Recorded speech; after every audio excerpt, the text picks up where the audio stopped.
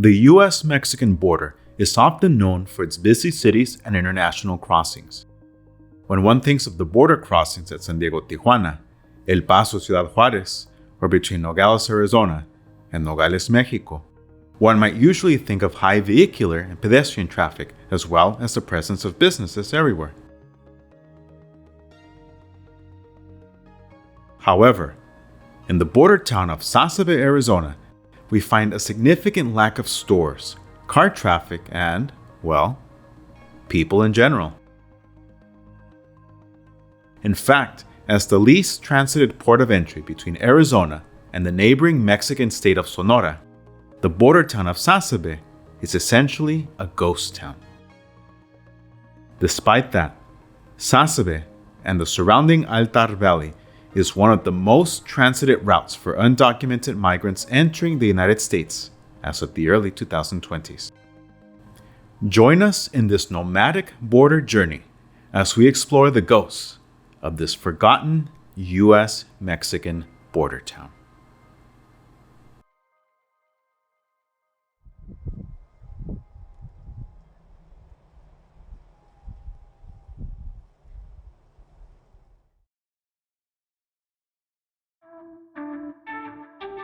The phantom border town of Sasabe is located along the arid western land boundary between Mexico and the United States at an elevation of 3,537 feet, or 1,078 meters above sea level, in the Altar Valley of southern Arizona. Immediately to the south is the separate community of Sasabe in the Mexican state of Sonora. Sasabe, Sonora is connected by a lonely highway to the interior of the state. The population of this little ghost town on the Arizona side of the border was 11 in 2010, while Sasabe, Sonora had an estimated 2,500 residents, many of them migrants waiting to cross into the United States. The two little towns of Sasabe are approximately 68 miles, or 110 kilometers, southwest of the nearby Tucson metropolitan area. Visible from throughout the area is the bell-shaped Babokibari Peak, sacred for the indigenous Tohono O'odham people of northern Sonora and southern Arizona. Indeed, it is from the O'odham language that we have the name for Sasabe, which means head valley.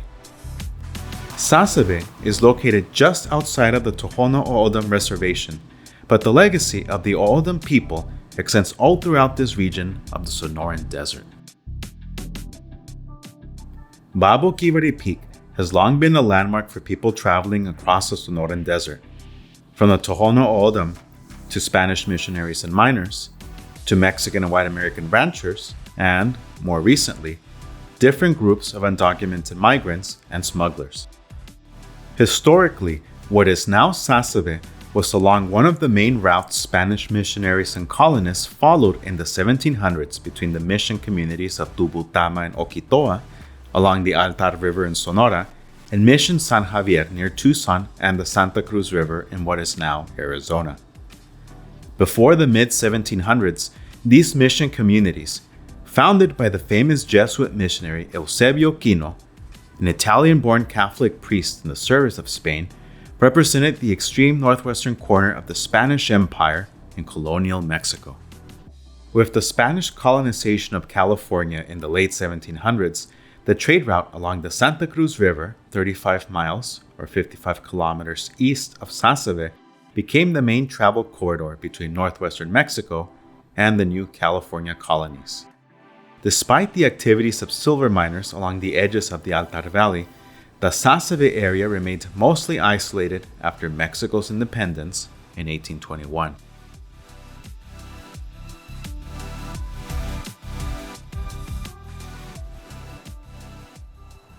The current international border came to Sasabe in 1853 when the United States pressured Mexico to sell it what is now southern Arizona in an agreement known in the U.S. as the Gadsden Purchase.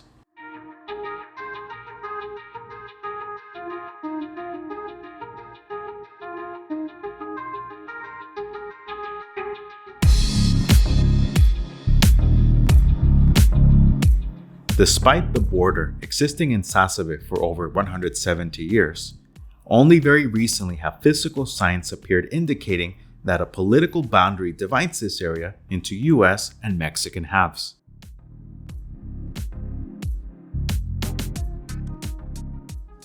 Recently, the increasing militarization of the U.S. Mexican border has pushed many undocumented migrants away from busier crossings in San Diego, El Paso, and Nogales into the more remote edges of Arizona, including the Sasabe area. Increasing arrests of undocumented migrants in the Altar Valley and the heated political rhetoric of U.S. immigration restrictionists have finally left their physical impact on the area.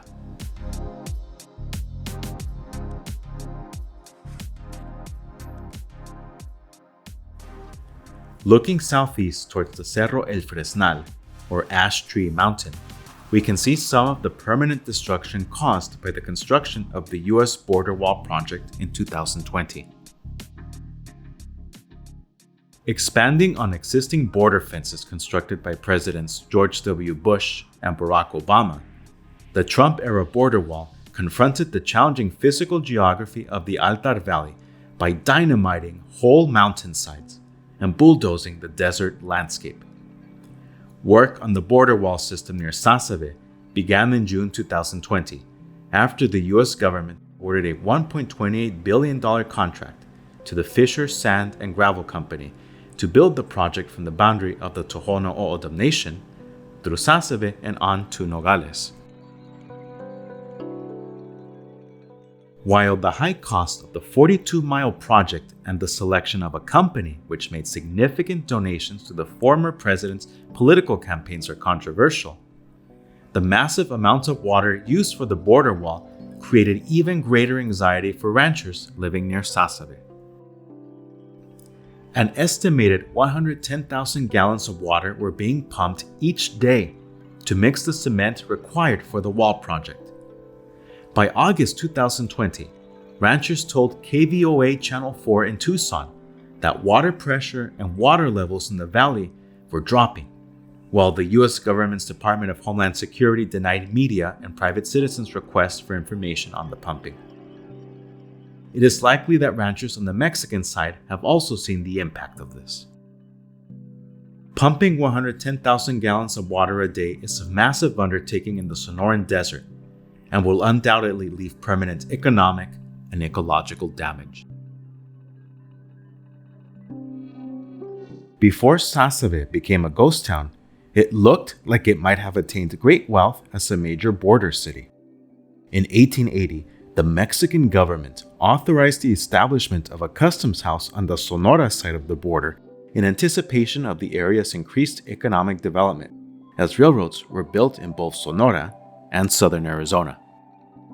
The presence of scattered gold and silver deposits south of Sasabe near Altar, Sonora, gave the arid region economic promise, which only increased with the construction of the Southern Pacific Railroad through Arizona in 1880. The railroad's arrival in the U.S. Mexico borderlands fundamentally changed life on both sides of the border as the region and its peoples became more connected. The completion of the Southern Pacific Railroad led to the construction of the first international railroad linking Mexico and the United States.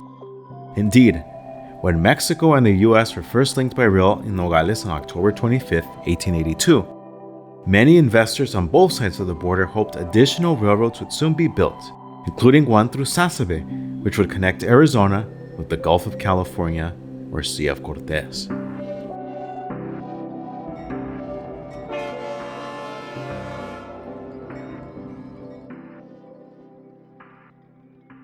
On May 31, 1882, the Mexican government granted a charter for the Lobos and Sasabe Railroad, which was named as such because the route would cross the border at Sasabe and terminate at the fishing village of Puerto Lobos on the Gulf of California. Despite the high hopes, the railway's investors failed to secure enough funding to begin construction. 30 years later, in 1910, renewed interest in gold mining claims in northwestern Sonora encouraged the Development Company of America, with headquarters in the now ghost town of Sasko, Arizona, to petition the Mexican government for the right to build the Lobos and Sasabe Railroad. The Mexican government granted permission for a route which would have started in Puerto Lobos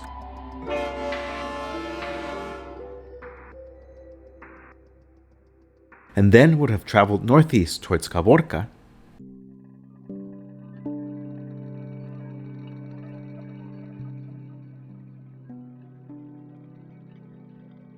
and Pitiquito before turning northward to cross the border at Sasabe.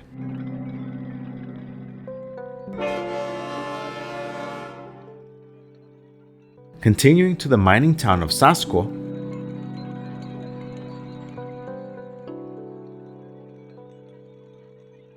and then finally connecting with the existing Southern Pacific Railway network in Red Rock, Arizona.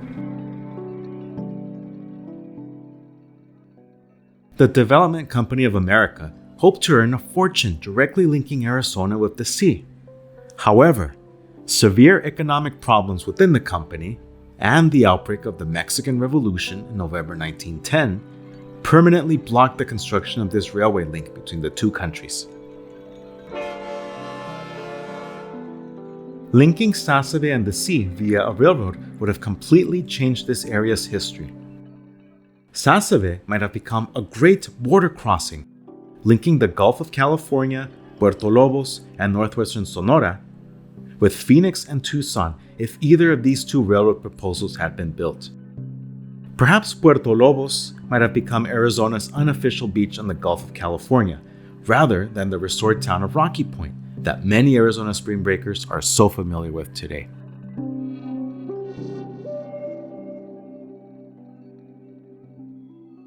Arizona State Route 286 and Sonora State Route 43 roughly follow the same corridors as these unbuilt railroads.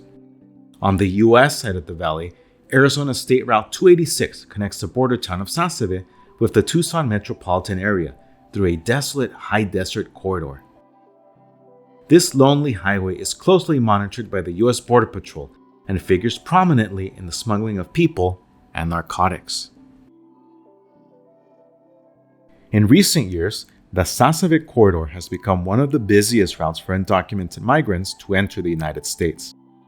According to a 2019 news release by U.S. Customs and Border Protection, an increasing number of groups of migrants, often numbering between 50 and 100, have crossed the border near Sasabe and surrendered to U.S. border officials to avoid the dangers of traveling in the desert. In 2020, the humanitarian group Humane Borders recorded a record 226 migrant deaths throughout the Arizona border with Mexico.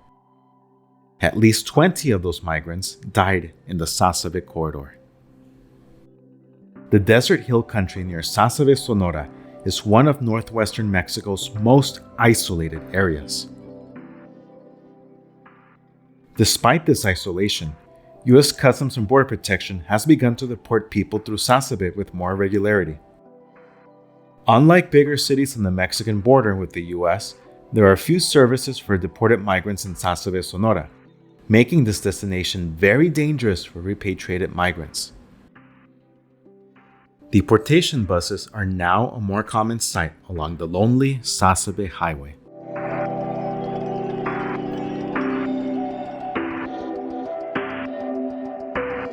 In mentioning the current-day challenges of undocumented immigration in the area, it is important to remember that Sasabe, Arizona was first founded by migrant families in 1912.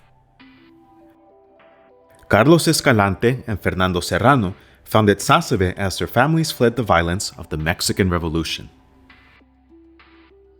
Escalante kept moving north, but Serrano and his family decided to stay on the border and built an adobe home in what at the time was unowned open land. Fernando Serrano named the area in honor of his patron saint, San Fernando, or Saint Ferdinand, building a small chapel dedicated to him on a hill near the border.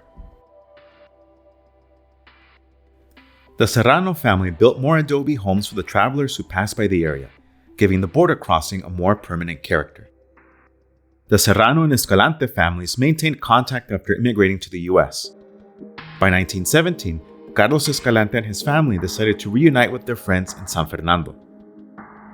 Little by little, the Serranos sold their properties to Escalante, who eventually became the owner of the Bordertown, in the process earning the title of King of Sasabe. Walking through Sasabe, Arizona today, we can see the remains of the homes Carlos Escalante, the king of Sasabe, built for employees working in the ranches near the town.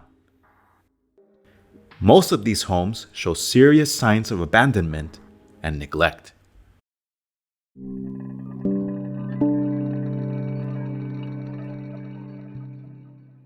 The scarcity of publicly accessible documents related to the history of Sasabe makes it difficult to determine the date in which it stopped being called San Fernando. A school project written by Lilia Urias, a 7th grader at the San Fernando Elementary School, and published in the February 21, 1941 edition of the Tucson Daily Citizen, provides us with information that can help us determine when San Fernando became Sasabe.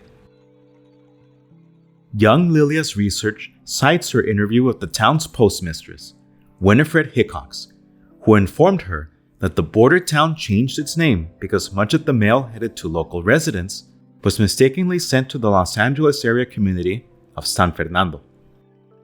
Sasabe likely returned to its historic Oldham place name in the winter of 1940-1941, when the post office there was transferred to its current location in an adobe owned at the time by Carlos Escalante, the king of Sasabe. It was around the time of the Sasabe, Arizona name change that the ghost town's U.S. Customs House was built.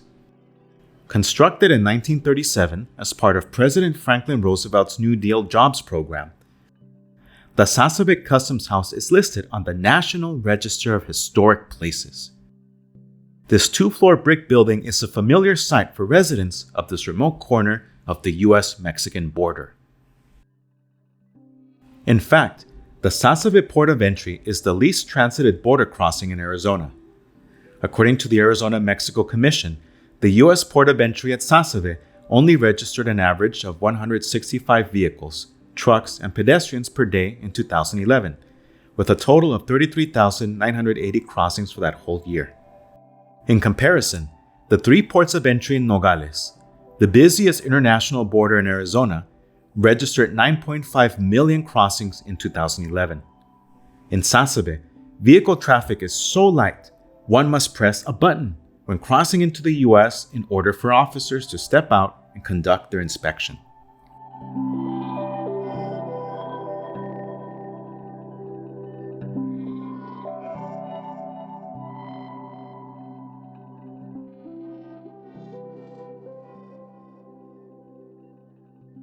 These homes may have been built with bricks formed at the nearby brickyard in Sasabe, Sonora.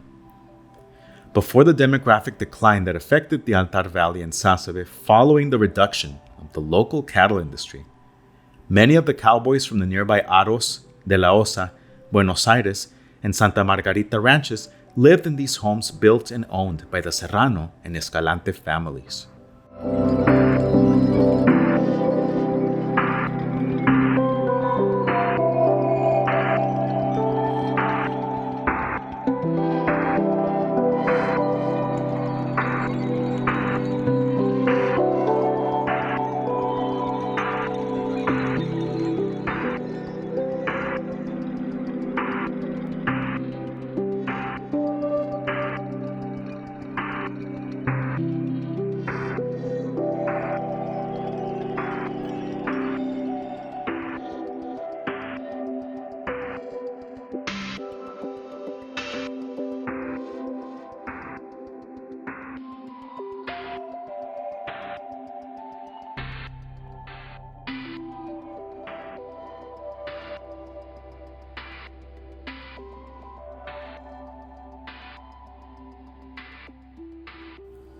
All of the homes in Sasabe, Arizona remained in the hands of Carlos Escalante, the king of Sasabe, for many decades until 1959, when he first tried selling all of them.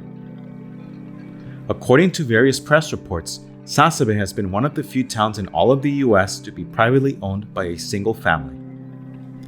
Sasabe's sale attracted so much attention that a March 1960 issue of Life magazine reported on the event.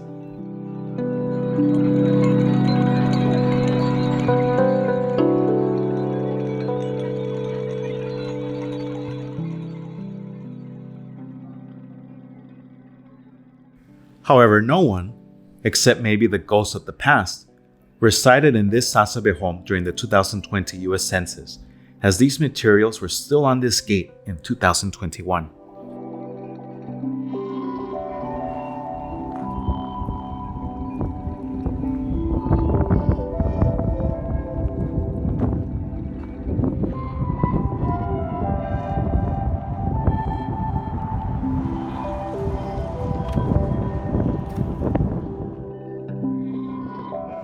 In 1977, the heirs of the famous king of Sasabe sold all of their properties in the Bordertown to a Mexican real estate company known as Hermanos Pesqueira Incorporated, based in Altar, in Caborca, Sonora.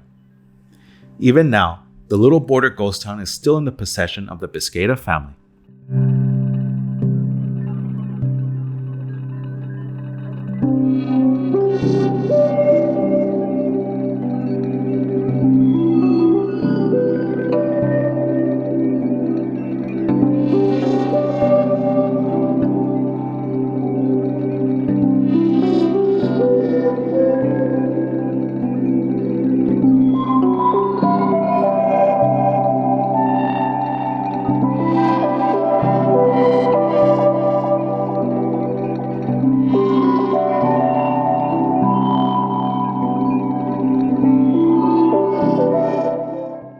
In Mexican and U.S. border cities, it is common to see bus or shuttle van stops linking the border crossings with destinations in the interior of each country.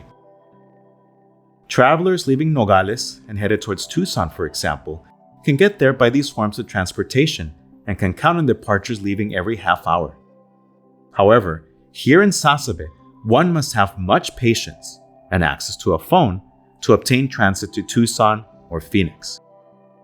In Sasabe, the wait for a shuttle van occurs in a rough environment outside of many abandoned buildings.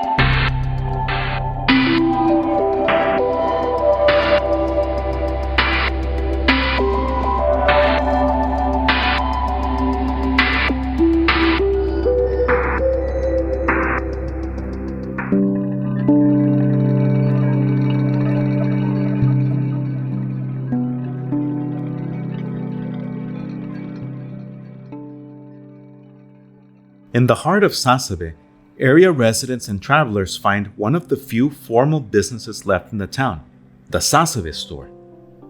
The only store in town provides some basic services, such as food and fuel, for those who live or travel in this remote setting. Mother and daughter Alice Nag and Deborah Grider are the owners and workers of the store, which has belonged to their family since 1932. The Sasabe store is sometimes closed when the mother-daughter team are out of town.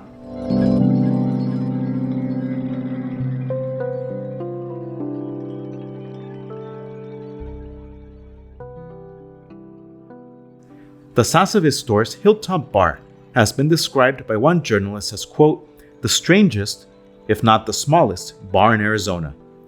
Just 12 stools and a little table big enough for a game of cards, unquote. According to online reviewers, owner Deborah Grider does not permit drunk clients without designated drivers to drive home, instead making them stay in one of the family's bunks for $25 a night. Deborah Grider, a descendant of the king of Sasabe, remembers her childhood here when there were more people in this border town. Whenever she was not helping her family with the store and other businesses, little Deborah would cross into Mexico to buy candies and was waved through on her way back by U.S. Customs guards. This ghost town still has its own school, the San Fernando Elementary School, serving a total of 27 students from kindergarten to 8th grade. Employing only 2 teachers, the San Fernando Unified School District is one of the smallest school districts in all of Arizona. Students who finish 8th grade at San Fernando Elementary School must attend high school in either Tucson, 72 minutes away, or in Sahuarita, 80 minutes away. Sasabe store owner Deborah Grider remembers traveling daily to Sahuarita High School in the 1970s, in a journey that back then took almost 2 hours each way.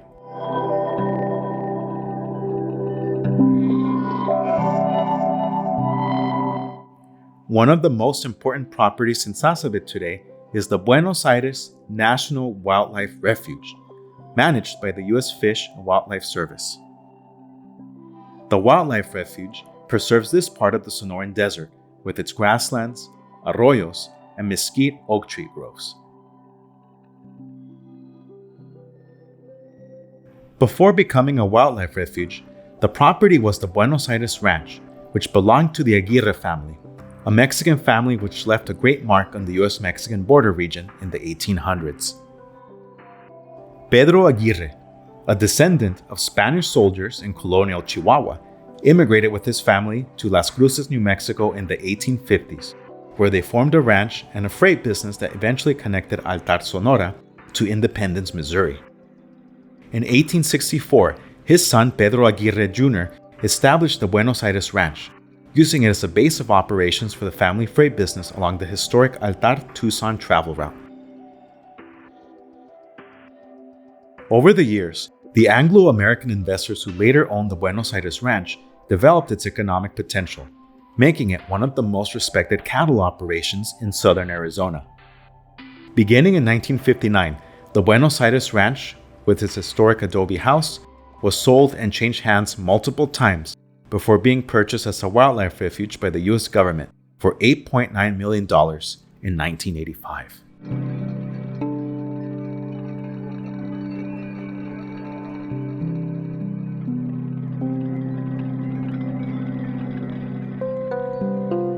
Today, the Buenos Aires National Wildlife Refuge protects over 117,000 acres of sensitive Sonoran desert grasslands that are threatened by new potential mining operations, the stresses of waste left behind by undocumented migrants, as well as the permanent destructive impact of the U.S. border wall's construction.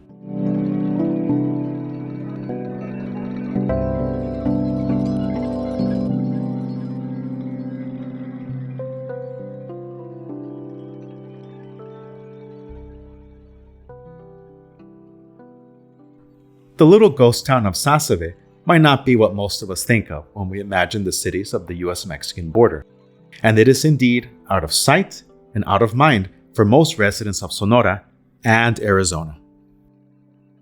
However, this phantom border town has a profound history that goes beyond its current-day reputation of being one of the busiest migrant corridors into the U.S. In the past, Tohono O'odham people, Spanish missionaries, and Mexican ranchers regularly crossed the Altar Valley, while American businessmen tried to strike it rich, building a railroad between central Arizona and the Gulf of California.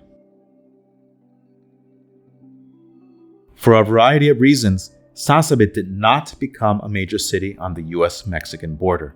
Instead, fading away into the ghost town we have just visited. Addressing the current-day problems arising from undocumented migration and border security raises more questions than answers.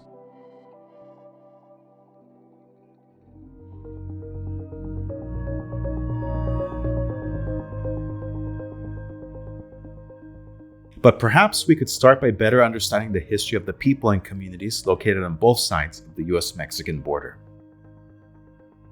It is in chasing these ghosts, in Sasabe and elsewhere, that we can be better prepared to solve some of these issues.